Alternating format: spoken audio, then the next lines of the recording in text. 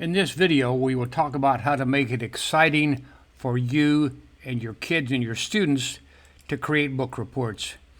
When I was a kid, I loved reading. My aunt had given me, probably when I was about age 7 or 8, she had given me a book, Robinson Crusoe, Robin Hood, and Treasure Island. And although I loved reading, I didn't like the idea of the teacher assigning that I had to read some book, had to kind of summarize it, had to make questions, had to present that to the class, to my classmates. But with the click and learn system, your students can get the excitement out of not just reading the book and finding the questions, but creating a click and learn game and creating a game that they can share with their students, and then getting up in front of the class on the big screen and going through the game, the online game that they had just created. For this video, I have selected a book to make a game about. If you're familiar with the series, the Who Is, Who Was series, they are fantastic books. I probably own about 250 to 300 of these books in this series. In most school districts that I go to, the teachers know about these books. They use them because the kids love the books. They are full of facts. It's not opinion. It's very well researched books, and they make it interesting for your kids. My point is, if you got those books and you've got a couple hundred of those books, the kids can easily find a book in that series that appeals to them. For example, they have books about people such as King Tut, some of the presidents, Abraham Lincoln, books about Taylor Swift, which might get the kids interested. They have books about inventors, Tesla, Alexander Graham Bell, and a whole lot of other things. And then they have books about events like environmental events like the Great Barrier Reef, the building of the Panama Canal, and so forth. And the thing that I thought, I have a great nephew. When he was about 13, we went on a road trip, and I said, Zachary, what type of music do you like to listen to? And he starts singing songs from Hamilton, the play Hamilton. I was pretty shocked. And a few years later, when he was driving, he was 16, I said, he had his music on. I said, so what do you listen to? He said, Frank Sinatra. I said to myself, Frank Sinatra, this kid is 16. My point is, and this book series has both of those, Hamilton, Frank Sinatra, very, very interesting stories. So let's get right into what I did to create the game. I created a game. First, I read the book, and I wrote about 40 questions. Then I reduced that to about 21 questions, made them short enough so the questions are short, the answers are even shorter. And I got into creating the game with these questions. So if you have played any of our games, you know how it works. So I'm just going to get right into this game, an online game that I just created. And I'm kind of pretend that I'm a student. Having created the game, I'm going to get in, play it a few times at home, and then I'm going to go to class and present it to my classmates. What is this game about? This game is about the children's blizzard of 1888. The storm, or blizzard, resulted in the deaths of over 235 children. A blizzard occurred in an area called the Great Plains, which went from Kansas up into Canada. But this particular blizzard was mostly in Kansas to North Dakota and off into Canada. So it goes from plain Kansas to North Dakota. The date was January 12. In those years, late 1800s, people lived in small town farms and small towns. And in the winter, the temperatures were often 20 to 30 below zero. Okay, a little bit faster. This game is about the children's blizzard of 1888, where over 235 children happened on the Great Plains, which goes up into North Dakota. Happened on January 12th, and people lived in farms and small towns in those years. Temperatures got down below zero. Now we're up to 14 questions. What is the game about? The children's blizzard of 1888, where over 235 children were killed. Happened in the Great Plains up in North Dakota. The date was January 12. People lived in farms and small towns. The temperature is often below zero. But on January 12, the temperature was unusually warm. It was above freezing. Things were melting.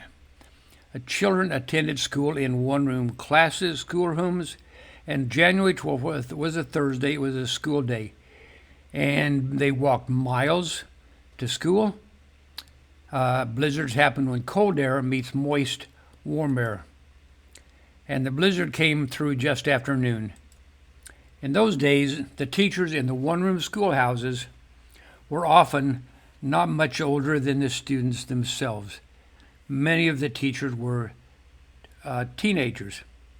Okay, let's go through that a little bit quicker. The game is about children's blizzard, 235 kids, the Great Plains up in North Dakota. January 12, people live in farms and small towns. Temperature got down to zero. Below zero is unusually warm that day, and they went to one-room schoolhouses. Thursday was a school day, and they walked a few miles to school in those days. Blizzards happen when cold air meets moist, warm air. Came through just after noon, when the kids were maybe recessed, maybe having lunch, whatever, but they were all at school, and teenagers. Now we've got all 21 questions on the screen. Game is about, and here's the other thing. When your kids are playing these games, they want to whisper as they say the question and the answer. They're racing the clock, of course, but when they whisper, they are going to retain the information. They'll learn quicker and retain the information. So I'm going to fly through this. See if I can get it in the 42 seconds. And then we're going to talk about more detail about this. This is your student. This is one of your students. This is me as a student up in front of the class. Okay.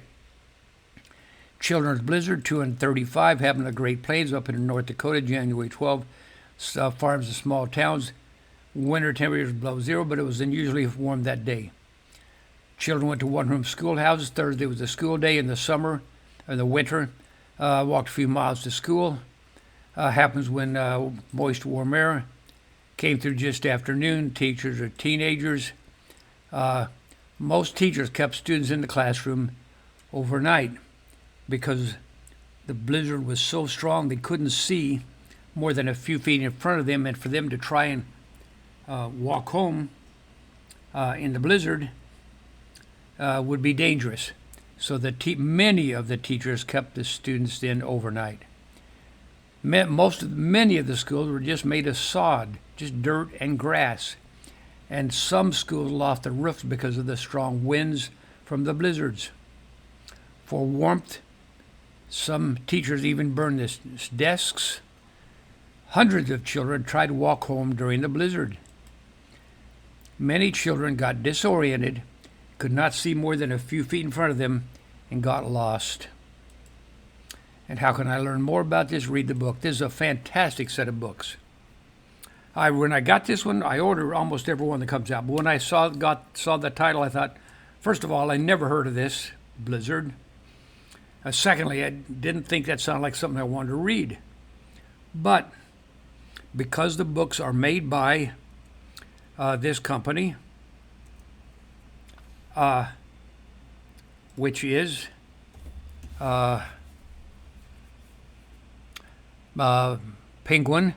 Penguin.com, the Who Is series.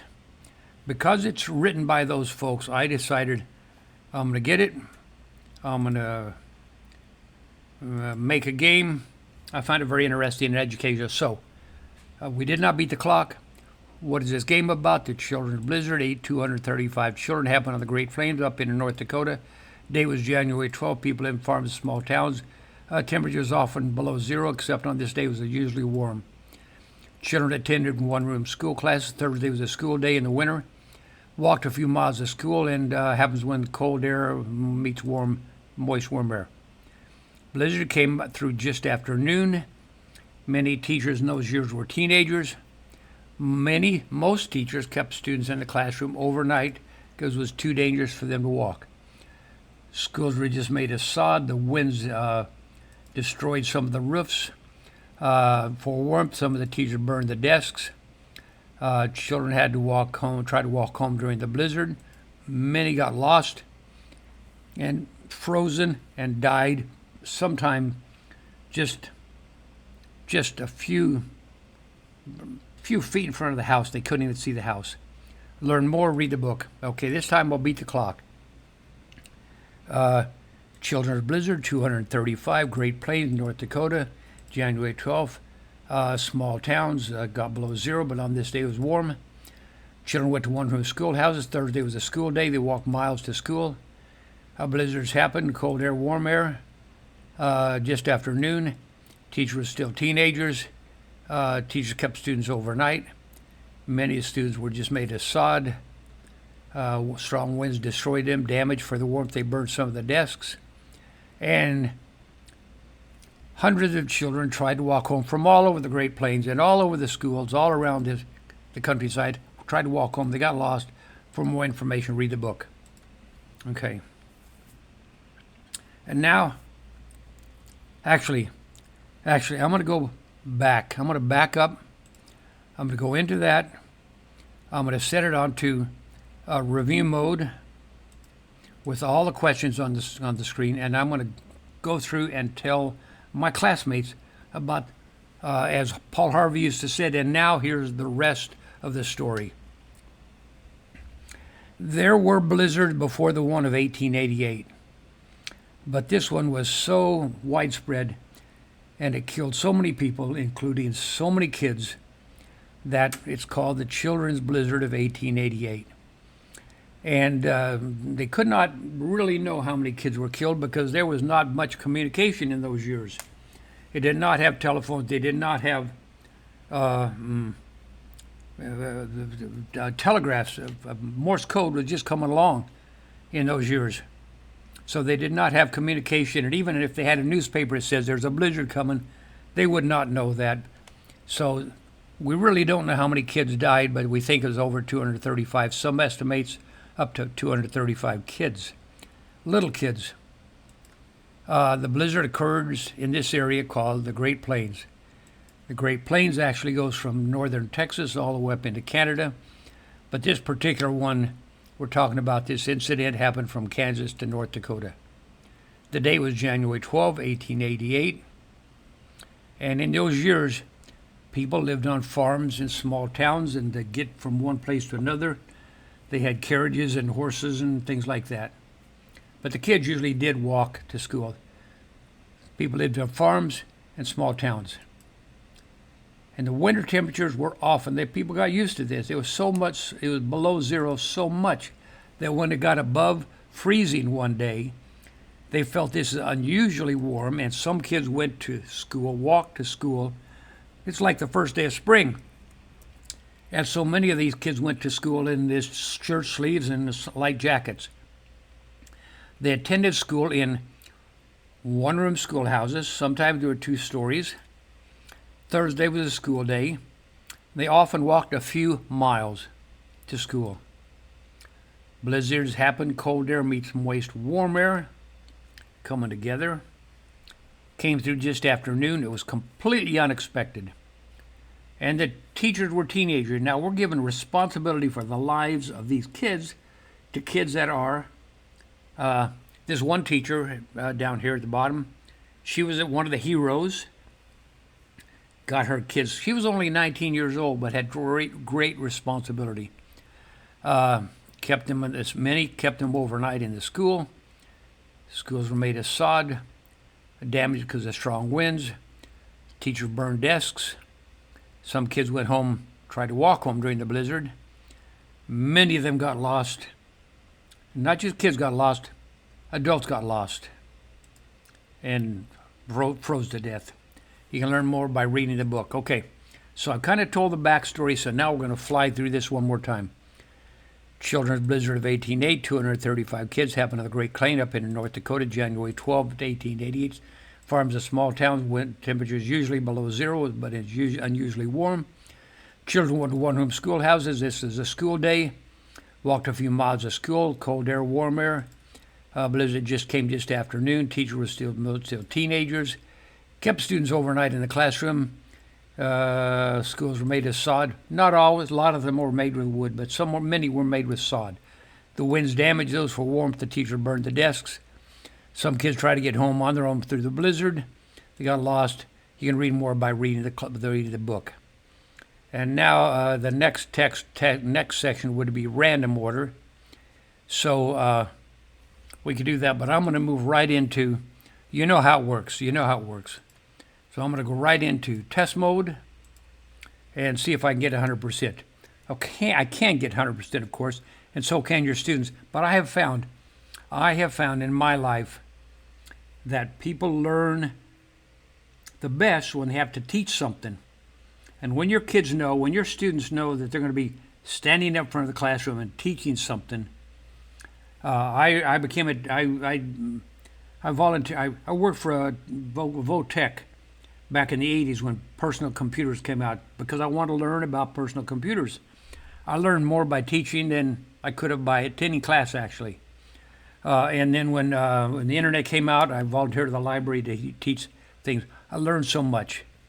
Okay, let's get right into test mode. Temperature was unusually warm, made of sod, just after noon. Read the book. A Thursday school day. Farms in small towns. Walked a few miles. Game was about the children's blizzard.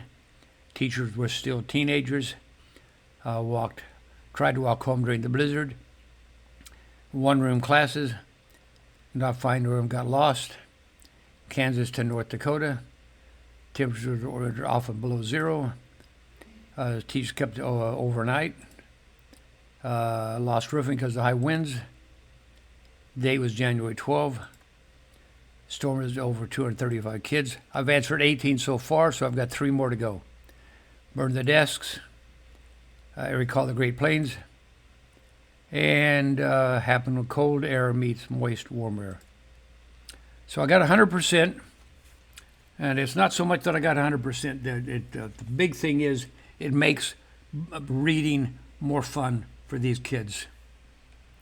As you know, well, as I know, because I'm old, I see so many kids with phones in their hands that they have their phones.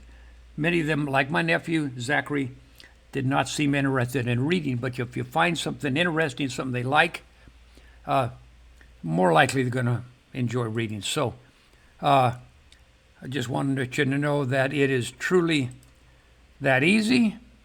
In another video, you can see how to make games, how the kids can make games. We've had kids making games about all kinds of things, about the Norse mythology. Some kids made games about their own life, things they like to eat, movies they like, characters they liked in movies, all that. Anyway, it's that easy. And thank you for watching. I really appreciate it. And this system really does make learning fun. And so we'll see you in the next video.